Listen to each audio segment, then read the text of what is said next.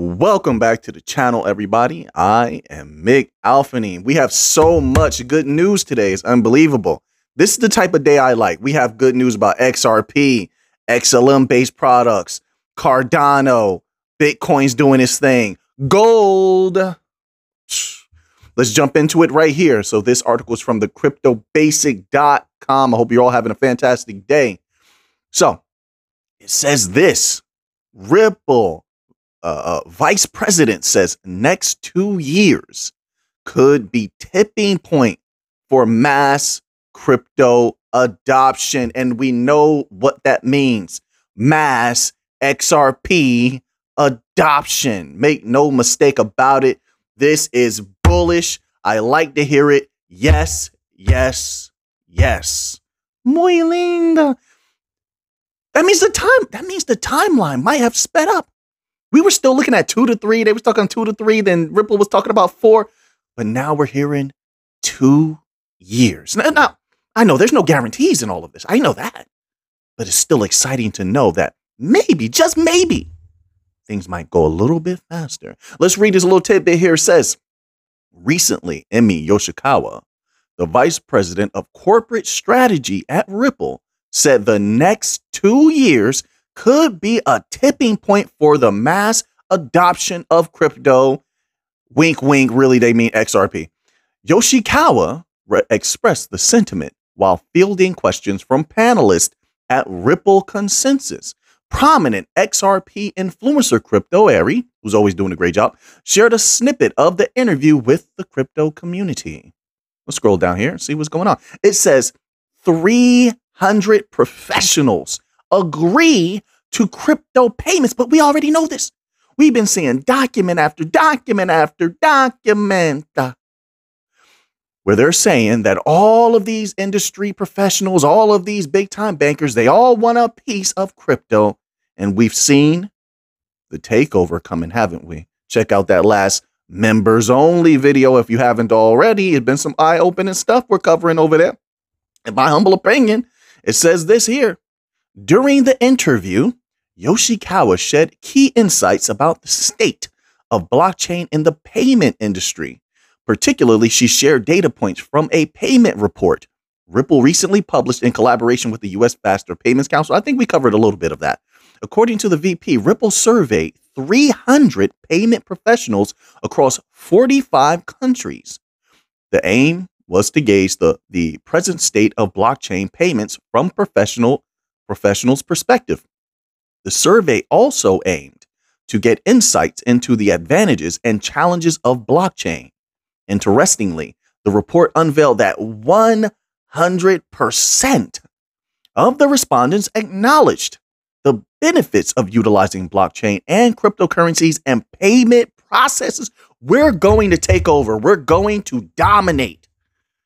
I can feel it. Everything points to that. All the research points to that. We're talking hardcore data. It's taking a little bit of time, but now they're saying 2 years.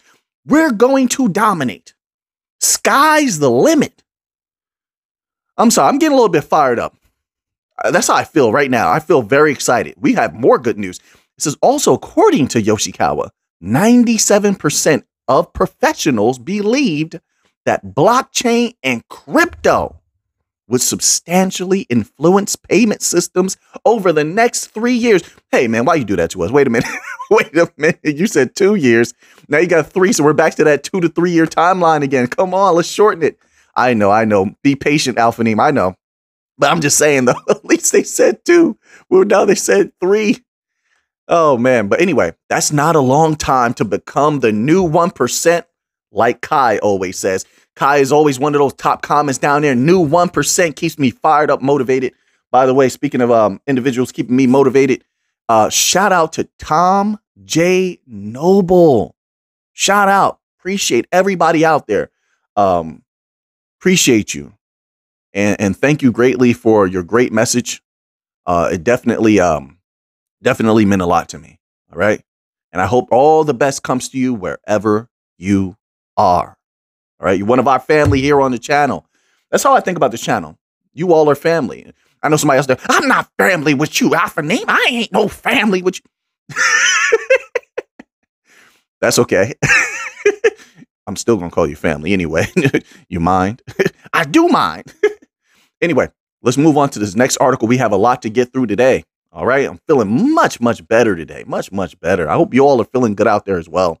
So this article here is from the cryptobasic.com and it's titled, Analyst Sees XRP as New Oil for the Fourth Industrial Revolution. Yes, that's what I agree with it. It's one.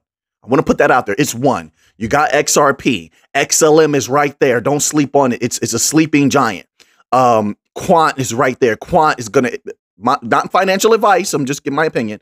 Quant is right there waiting to explode. We have an XDC article coming up. XDC is looking like they want to go into beast mode. I love all the bank coins, but you know that already. But yeah, XRP is one of the newest assets in the new oil for the fourth industrial revolution. Let's scroll down here. It says, in particular, he highlighted that XRP could take the transformative place oil occupied while leading the industrial revolution. The influencer expressed this sentiment in a recent tweet. He elaborated how the utility of oil helped build the US dollar's dominance. That's key, very important. Good point as well. He believes XRP would have similar implications given its place in SMEs and financial institutions. He declared, quote, I look at XRP as the new oil for the fourth industrial revolution. I like how this person is putting this. It says XRP similar to oil. Next section. Furthermore, he stressed XRP's potential as a valuable tool for business of all sizes and top banking institutions. That's a lot of money, right? So in his view, XRP will be what oil represented for combustion engines in the Industrial Revolution for all business houses. Notably, oil was a new and efficient energy source that helped power factories and transportation. It led to a period of rapid economic growth, which I told you, they're looking at digital assets to unlock all that capital. Well, of course, I think that they're going to crash certain things. That's why they're overprinting money, at least in the United States. And I think they're going to do another round of printing, folks. It's coming in the future. But first, they're going to let a lot of things collapse. Then they're going to print that dollar into oblivion because they have to. They have to lower interest rates at a certain point when the damage is already done. And then they'll start printing money again. And that's when you might get that explosion in markets once more. Look at it. Things seem to be repeating themselves, cyclical. But let's continue on here. It says, as a result, the influencer believes XRP's utility could revolutionize the global financial system. I believe that as well is heading there. Little by little, but it's getting there. Shout out to Keith, little by little. Shout out to Keith, one of our legendary people here on this channel. Shout out to Akareko Co. Shout out to I Love Life 22, Bo Rabbit, Corey, Lazar Current, Lil Balls. Oh man, I appreciate every single person here on the channel. Nick, legendary Nick, one of the greatest of all time on this channel. One of them, the ones that have been here since almost day one. Appreciate every single one of you. Shout out to Pay Me and XRP. I'm going to show everybody some love today. So it ends off here. This view is based on the fact that XRP makes cross-border payments more efficient and cost-effective. Let's stop there because we have more bullish news, folks. This is a big day today. Very fun day today. We have so much going on. This article here is from the cryptonewsflash.com. And this article is titled Brics Launches Multi-Currency Digital Payment System. It's happening, folks. And it's not about the one common currency. Although that will be significant if they ever launch that in the future and it's gold backed. Holy smokes. We got an article about that later, by the way. But right now, they're going heavy on local currency transactions. But that's not what's important when it comes to Brics and what they're doing. What's important is the devaluing of the U.S. dollar, which the U.S. dollar already is losing value on its own. Its own government is causing it to lose a massive amount of volume the more that they print the U.S. dollar. But the dollar is also getting dumped at the same time. And that excess devaluing is what people need to pay attention to. Devaluing, plus when all those dollars begin to come back home, what does it do to the prices of things that people typically take for granted when it comes to price, right? All right. So now let's scroll down here and see what's going on with the BRICS. It says, as the global financial landscape continues to evolve, a groundbreaking report from Reuters indicates that the BRICS nations are actively considering a potential common currency. This move aims to reduce their dependence on the US dollar, which has historically been the linchpin of international trade. It says a push for multi-currency dominance. At the recent 2023 BRICS summit in Johannesburg, Brazil's president, Luiz Inácio Lula da Silva, fervently proposed the idea of a common currency. Fervently. It says the motivation? To shield these powerful nations from the unpredictable ebbs and flows of the dollar exchange rates. No. The dollar was weaponized against a lot of them, and they don't want to be subject to that anymore. That's why they're moving closer to a multipolar world. The weaponization of the dollar has been the dollar's undoing. They would have tolerated it longer, but that weaponization aspect, they no longer want to be subject to or tolerate. It says, this suggestion has not only reverberated through the political spheres of these nations, sorry about that, but has caught the attention of financial sectors globally. Despite enthusiasm from Brazil, not all BRICS nations seem to be on the same page. Appearance is everything, folks. The world is a stage. They can appear to not be on the same page, all the while they're working together, because if you look at the data, the information from behind the scenes, they definitely have all been on the same page about coming up with not only utilizing local currencies more and more. You saw the trades with the rupee, then you saw the trades with the yuan. They were on the same page, correct? Right. When it comes to the public, you want to keep your enemy off balance. That's what I see here. They're keeping their enemy off balance, putting a little bit of misinformation out there. No different than what the West does. So they say they give you this appearance, maybe we're not on the same page. All the while, they move forward together. Right? So prior to the summit, South African officials remarked that the common currency concept wasn't on the summit's agenda. That doesn't mean that they are against it. That doesn't mean that this is truth. This is what they want to present to you. They show you the face that they want you to see. India's stance remained ambiguous as they discussed enhancing trade in national currencies, which has been a focus, local currencies. It says the potential ripple effect, XRP's golden opportunity. And they're deep in a lot of those critical BRICS nations, new members. We know they're deep in the MENA region, United Arab Emirates, Saudi Arabia, QNZ Bank, Attajari, Wafa. We can go on and on. They are deep there, Ripple, in XRP-based systems, XRPL-based systems. It says, while discussions around a new currency regime gain momentum, market speculators see a unique opening for Ripple's XRP. The digital currency, known for its swift cross-border transaction capabilities, could play a vital role in the BRICS envisioned digital payment system. With the global shift towards de-dollarization and the BRICS nations' quest for financial autonomy, digital currencies like XRP might be the missing piece of the puzzle. Yes. Our time is coming, folks. It's coming. I know, one step at a time, but it's coming. And it seems like it's coming more rapidly than many may believe. I'm getting a little excited. I am.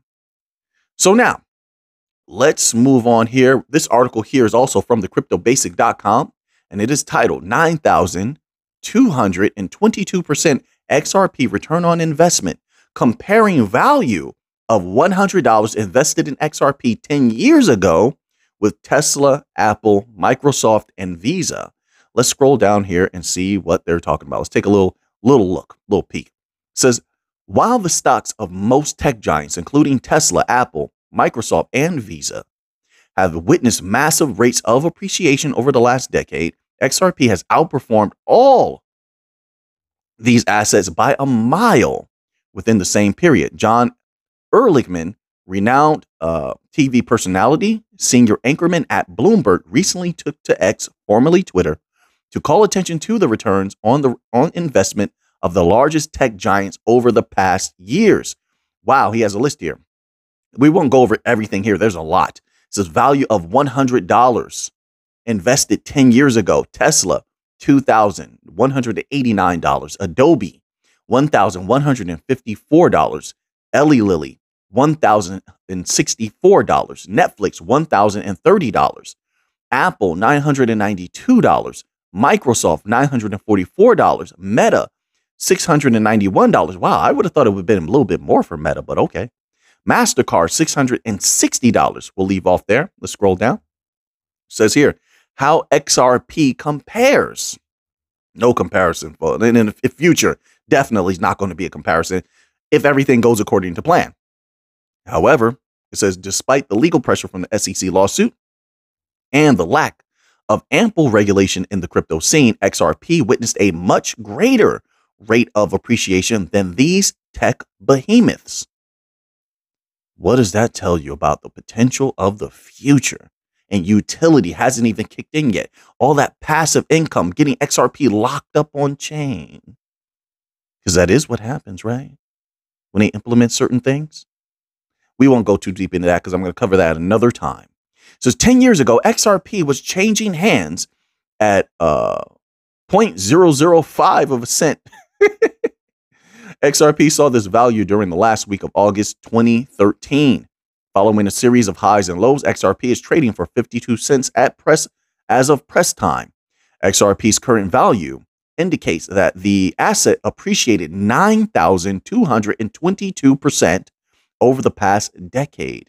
As a result, $100 invested in XRP in August 2013 would be worth $9,222 at current prices. At this figure, XRP's appreciation rate is 321% higher than Tesla's, 829% more than Apple's return on investment, $992, 876% higher than Microsoft's, and over 1,598% greater than Visa's returns of $543. The reality underscores the resilience of XRP in the face of market turbulence and regulatory uncertainty. All right, let's stop there. Let's move on here. Let's get on to a little bit of Stellar related news. You have Stronghold making a crazy push this year, going bonkers, just like BPV, Lightnet.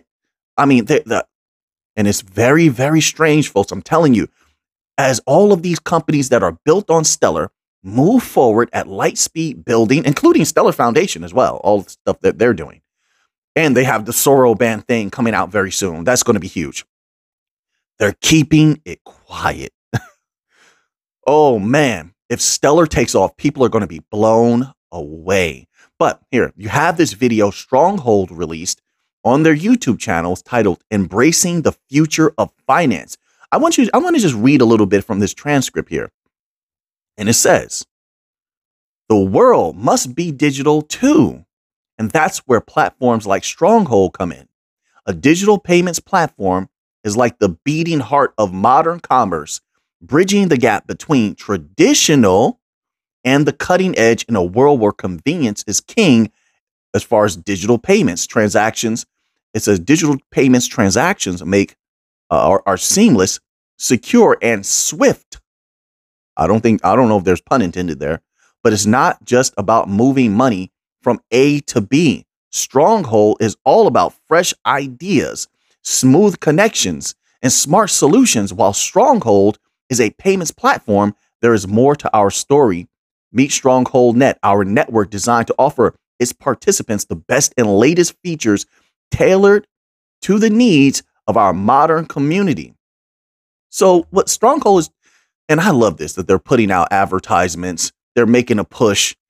They're letting the world know, hey, we are the best. We're moving into a digital age. Most of the executives in the West believe that we're going to be utilizing some sort of DLT payments, and Stronghold is here for you. Stronghold, built on Stellar, is here for you. We can do everything. We make it easy. Our offerings can be deployed without you barely even understanding the technology. This is what we need on Stellar. I love it. And it seems like they're always giving us more every few weeks. I appreciate Stronghold. I do. It says here, trust, loyalty, and community. While consumer transactions are crucial, We especially celebrate the partnerships that fuel our platform. So they're letting the banks know, and a lot of the big companies know, hey, listen, we're all about the customer, the consumer, but we're keeping you first. So what do you need? We're here for you. And guess what the companies do? They eat that type of sentiment up. They love that. They want to be first. They want to be at the forefront. They want to make capital. And Stronghold is going to help them do it. They're going to bring beautiful amount of traffic, just my humble opinion, not financial advice, to the Stellar chain. So I'm going to leave off right there. There's a lot more there. We just went over a tiny little bit of the transcript. And they go after the small businesses. It says, small businesses are our economy's backbone, yet they often face financial roadblocks. We at Stronghold don't just recognize the problem, we solve it. Doesn't this sound familiar to what Ripple is doing? Going after the small businesses? You see, I've been telling people for 2 years now, small businesses, they were struggling during the redacted. They need help right now. And people better hope that another redacted doesn't cause problems, because small businesses definitely would be at a disadvantage. But with the DLTs, with blockchain, small businesses can take a step forward, loosen up a lot of capital. They can play a little bit more. Things are cheaper. This is the way forward. And Ripple and Stronghold know now is the time to go after those small business billions. All right. So now we're going to move on from here. We got a lot of big news to still to cover. XDC. Here's a little bit of XDC news. You know, it's one of our favorite and one of the most respected bank coins. When XDC does something, they do it big. They are major. Just look into them yourselves. Brilliant minds behind Zenfin as well. So it says here, this is from Yahoo Finance, and it's titled, Tokenized U.S. Treasuries Arrive to XDC Network as Digital Bond Market Grows. Yes, yes, yes. Keep doing good, XDC. Let's scroll down here, read this little tidbit, okay? Let's find out what's going on here. It says Trade Tech, a UK-based private debt and real-world asset marketplace, on Tuesday rolled out a tokenized U.S. Treasury offering on the Layer 1 blockchain XDC network, the firm said. I'm a little too excited about XDC is another sleeping giant. The U.S. Treasury yield, USTY tokens, represent blockchain-based versions of shares in a U.S. Treasury bond exchange traded fund, ETF, and are accessible for professional investors on Trade Tech's Yield Tech platform. Tokenization service provider Securitize onboards buyers, tracks share ownership, and manages dividend payouts. The new offering comes as tokenization has become one of the hottest trends in the battered down digital asset industry. A Bank of America report said that tokenization of real-world assets, creating blockchain-based tokens of traditional financial assets, such as government bonds or private equity, could transform the financial infrastructure, while Bernstein forecasted it could grow a $5 trillion market. More trillions. Folks, it's getting serious. I'm telling you, in the future, you think what you want. I'm just sharing my opinion, okay? But the future is going to be absolutely insane. That's why I'm in here for the long hold. The trillions are on the way at some point. It says it could grow a $5 trillion market in the next 5 years. So we have some years to think about now. Before they said 2, in an earlier article, 2 to 3. Now they're saying 5. Who knows? But either way, that's not a very long time. It's not. It says demand for tokenized treasuries has grown nearly 6-fold to $622 million this year, according to the RWA.XYZ. Crypto firms and investment funds seek these products to enjoy higher government bond rates, while yields in crypto lending have plunged amid massive deleveraging during the bear market. XDC joins a fierce competition between blockchains to be the premier venue for tokenized assets. Stellar and Ethereum are the leading markets for tokenized treasuries, but other networks are also making headway with RWA adoption. JP Morgan executed trades with tokenized versions of the Japanese yen and the Singapore dollar using the Polygon-matic network, while Securitize issued equity tokens of a real estate investment trust on the Avalanche blockchain. All right, so things are looking real good right now. Very, very good. All right. Also, I want to say this. Brad, one of our, I have all of these different notes down. That's why if you ever see my hands moving, I have all of this stuff down, all of these notes and cards that I never use. I barely ever use. I know, shame on me. I saw so much information on these cards, but Brad, if you ever start a channel, my friend, let me know. I will subscribe to your channel, and I will give you a shout out. I like to listen. I like to give back to the people on the channel and have their backs and support them the same way they support me. All right. So just let me know, if you decide to do such a thing. It'll be interesting. I like to see everybody on the channel win. Right. So now let's move on here. I just wanted to put that out there. So now this article is from news.bitcoin.com. And it's about one of our old utility coins, Cardano. Now, listen, I said this before. I took heavy, insane profits on Cardano that last bull run.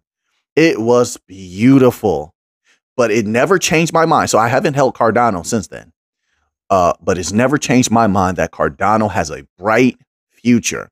So then I'm seeing a lot of articles, and this article here is from newsbitcoin.com, and it's titled Charles Hoskinson asserts Cardano will surpass all, envisioning ADA as the leading global cryptocurrency. This article got me fired up. Let me ask you guys a question. I'm just asking. Doesn't mean I'm going to do anything. But do you think I should get some more? You think I should get some more Cardano? Would you recommend that? Would you recommend getting some more Cardano? Because I'm getting fired up. I am. I'm liking what they're doing. You tell me. What are your thoughts? You think I should or not? Let's see. We'll see. It says, during the Rare Evo blockchain and cryptocurrency convention, Cardano's founder, Charles Hoskinson, expressed his conviction that ADA will eventually become the, quote, biggest cryptocurrency in the world, unquote. And I also put this in, like I said, last time, Cardano did amazing. Amazing. So I keep that. So that's always in the back of my mind that it could do it again. So simultaneously, ADA's value has plummeted 15.2% against the dollar over the last month, earning it the 7th largest spot based on crypto market capitalizations. It says at the recent Rare Evo blockchain event, let's skip that little part there. It says he anticipates, Charles Hoskinson, that ADA will eventually overtake Bitcoin and Ethereum by climbing to the top of crypto asset rankings worldwide. I like the hunger. Quote, so that is our challenge. And this is why I think Cardano is probably going to become the biggest cryptocurrency in the world, unquote. Hoskinson opined from the main stage. Quote, I think that it's going to become more than just a cryptocurrency. I think it's going to become the backbone of a new digital nation, a new society, a place where we can finally begin to trust each other again, where we move from don't be evil to can't be evil, unquote. Added Hoskinson. Powerful words. I'll say I'm interested, sir. I'm not jumping just yet. I'm not biting just yet. I'm going to watch a little bit longer. I'm going to do a little bit more research, see what you're offering, see what's new on Cardano, because I haven't delved deeply into it since the last bull run when I took disgusting profit off Cardano. We'll see, but it's sounding very good. All right, so now let's move on here. I don't want to keep you all too long. We have a lot more articles to get through here. So now let's get to a little bit of Bitcoin news. I want to see the entire crypto sphere win, and that includes Bitcoin. And also when Bitcoin wins, it's typically beneficial for the rest of crypto. Now, I do believe that the big money is going to continue to try to sabotage Bitcoin. I feel it. I see it, and I see what's happening already. But if Bitcoin can rise, it will pull everything else up, and that will be good for a lot of people. And it'll be a fun time. I like fun times. So this is from decrypt.co, and it's titled Bitcoin Surges After Grayscale Wins Appeal Against SEC. It says, the price of Bitcoin rose significantly Tuesday following word that the United States Court of Appeals for the DC Circuit sided with Grayscale over the U.S. Securities and Exchange Commission in the crypto firm's quest to launch a Bitcoin spot exchange traded fund. Bitcoin is up more than 5% over the last hour, rising from just $26,000 to a current price of $27,425. And once again, as it was going up, the last I saw, everything else was green as well. It's very fun to see that. Are those the numbers we're looking for? No. But are they fun? Yes. Yes, they are. It says per data from CoinGecko. Other leading cryptocurrencies have seen similar rises over the past hour. Yeah, because Bitcoin pulls, as of now, it pulls everything else up with it. The largest cryptocurrency by market cap had largely been sitting still this summer with uncharacteristically low volatility, except when news related to a spot ETF dropped. And today's news that the SEC's denial of Grayscale's spot Bitcoin ETF application be reviewed is positive for investors. Okay, so it has a little bit more of a ways to go. So they're not out of the woods yet, but this is good progress. It means that a spot Bitcoin ETF could finally be coming to the US. Grayscale sued the SEC last year after the regulator rejected its application to convert its Bitcoin trust into a spot Bitcoin ETF.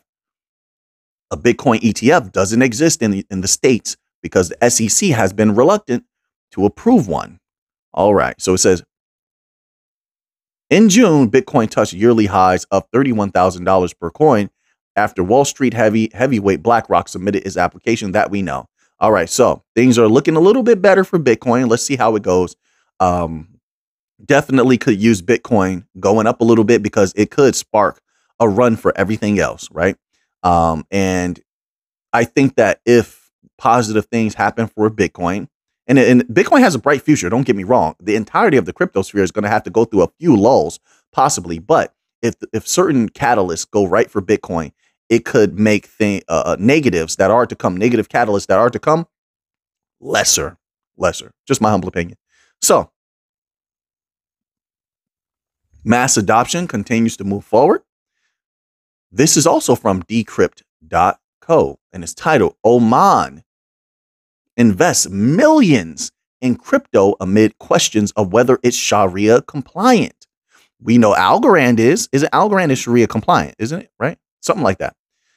Algorand's very, very smart, very wise. They got in deep everywhere quickly and complied everywhere very quickly. It says, the Sultanate of Oman, located on the southeastern coast of the Arabian Peninsula, is tightening its embrace of cryptocurrency after a recent round of multi-million investments this month. The West Asian nation is pursuing a strategy designed to make it a digital hub in an increasingly competitive region.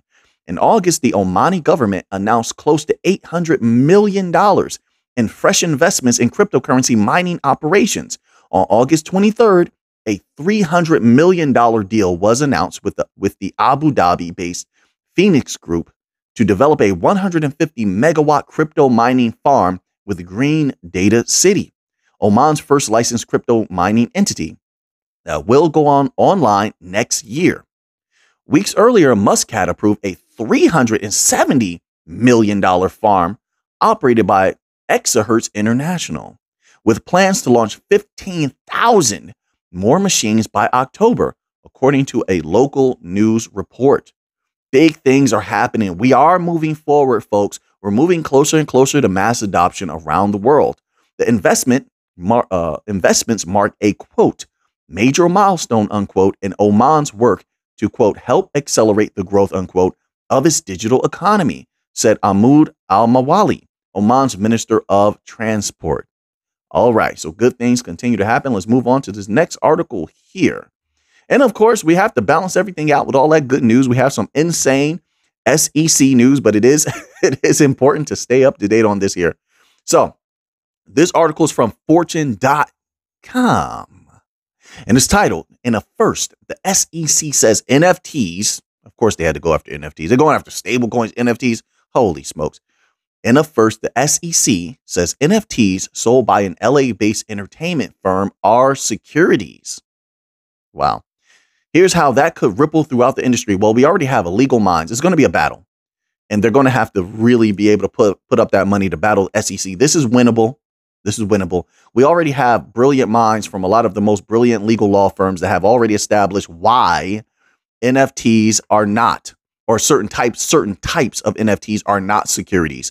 I made a post about it in the members only section a long time ago. If you scroll back on those posts, you're going to find it, right? So the battle is there. What the SEC is trying to do is see if they can get any type of foothold. They know most NFTs are not securities. As I said before, some of the most brilliant lawyers already established that. You can look it up for yourself. Just type in on Google, NFTs not securities, why NFTs are not securities, something like that. You're going to see articles pop up from brilliant legal minds. But once again, the SEC, they're going to test the perimeter, see if there's a weakness, see if they can get a victory. And if they do, then they get a foothold in. Things can change, right? Things can change. So, yeah, we'll see how this shakes out. Right? The SEC has been taking a lot of losses. So we'll stay privy and abreast of this, and hopefully everything works out for the best. I believe that it will. I don't think that they're going to win. So now let's move on from that here. All right. I want to get to these last few articles. Very, very potent. As a matter of fact, we only have 2 left. So I'm going to skip this one here and go straight to the gold article, which is the big one. Big gold news.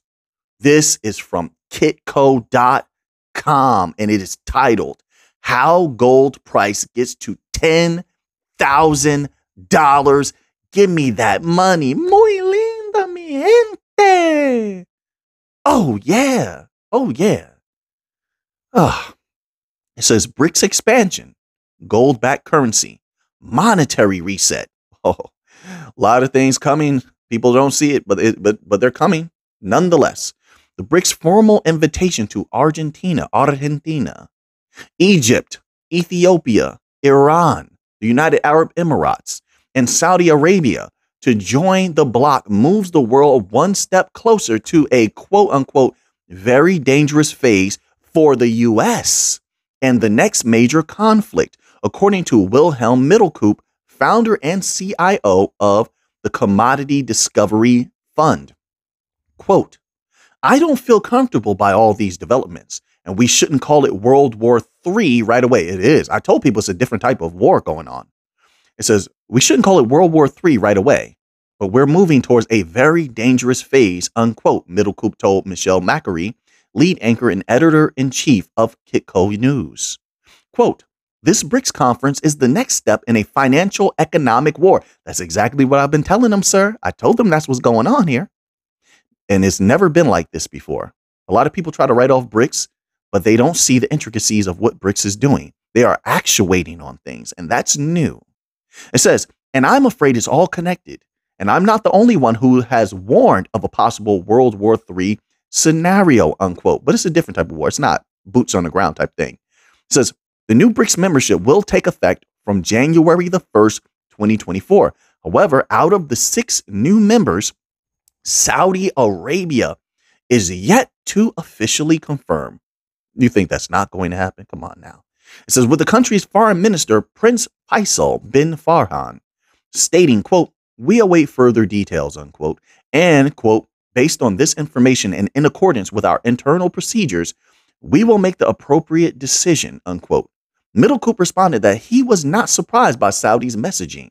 Quote, the Saudis have the petrodollar deal with the U.S. since 1974, so they have to play both sides, unquote, he said. Have you seen what they've been doing? Did you see what they were saying about as far as transacting in another currency for oil other than the U.S. dollar? And I think they did that a few times, didn't they? Right? They set the precedent already. Don't quote me on that, but look it up, right? Look it up and we can establish the facts.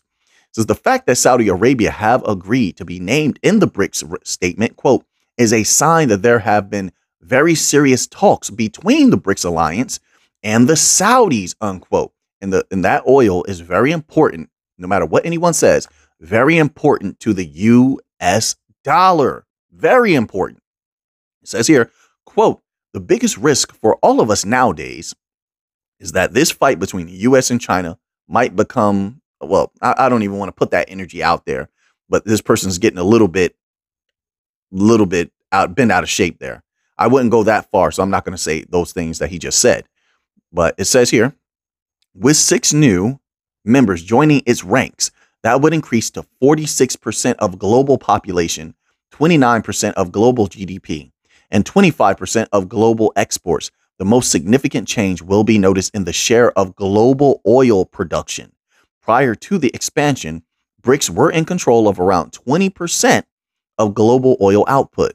And after Saudi Arabia, UAE, and Iran joined, the BRICS would account for at least 42% of global oil production, according to ING. Doesn't Egypt also have a little bit of oil output? Am I wrong on that?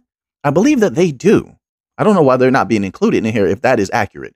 It says, quote, they are building a very powerful anti-Western alliance, and it's more an anti-dollar alliance. And I think there's a reason for the U.S. to get a bit worried. Everybody's saying the same thing, and yet I see so many people saying, "Oh no, nothing to be worried about." It's that whole Rome mentality where the people in Rome were believing what the rulers were saying. Nothing's wrong. Everything's okay until Rome collapsed, and it was declining. The decline was very apparent the entirety of the time. Their army was spread out, spread thin. It seems like time is repeating itself once again. It says, but this won't mean that the dollar will collapse within 12 months. Who said that? But the point is that the dollar is being greatly undermined and diminished, and that's going to affect citizens in the United States over time massively. That's what's important. It says, but it all fits within this picture that we're living in the last phase of the international monetary system centered around the dollar, unquote. And this is what I've been telling people about SWIFT. They keep the legacy powers keep propping up SWIFT and saying how great it is and everyone's going to continue to use it. And yet the rest of the world does not want to use the dollar. And what was the dollar weaponized mostly through? Mostly through SWIFT. So if they're done with the dollar, the rest of the world will be done with SWIFT systems, which means that there's an opportunity there for the new financial system, of course, right? So once again, he says that we're living in the last phase of the international monetary system centered around the dollar. Let's scroll down here because I want to see if he talks about the gold price. That's what we were here for, right? It says the international monetary system is, quote, man-made, unquote, and it is possible to change it, Middlecoop told Kitco News. Quote, we could move away from a dollar-centered system towards a new phase for international monetary system where we could use a new common currency, unquote, he said. Well, it's not new. Gold has always been a currency for so long, right? It's just they took the dollar off of it, and now you see the disastrous effects of being able to overprint a currency, and you see what's been going on and how much the dollar has been devalued. So it's not new, but we would go back to something that actually works. It says, quote, it might be a good idea to restructure the debt and revalue gold, unquote. Gold is very likely to play a key role in the new system because of how much gold is owned by central banks around the world. Also, how much gold is owned by Alphanine. Yeah, that's right. I love gold. Yeah, I love it a lot. Gold, silver, and platinum. And I might even get a little palladium soon. Just a little bit. I don't know. I'm considering it. You guys let me know. Should I get a little palladium? I'm thinking about it. I always wanted some. It says, quote, all countries east of Germany have been accumulating large amounts of physical gold. And this is a sign in itself because it clearly shows that countries expect something will happen within the monetary system. Message, unquote, Middlecoop said, quote, and even the Dutch central bank president has said that the Dutch still have a lot of gold because you need gold to restart the system when something goes wrong, unquote. Now I hope people made it to this far in the video. That is startling, folks. Why would they say that? And they've been accumulating record amounts of gold over the last year and a half. It's almost our time, baby. Oh, yeah. So now that you have that information, I don't know why I do that face on down. Now that you have that information, what are you going to do with it? I know what I'm going to do with it. Thank you so much, everybody, for being there for me, supporting the channel, leaving nice comments. I don't even know how to express how much that means. Like it means a lot to me. I don't know about others, but it touches me like here, like in my heart, in my soul, my mind. I appreciate it. It keeps me going with the channel. Thank you. So until next time, let's get to the money.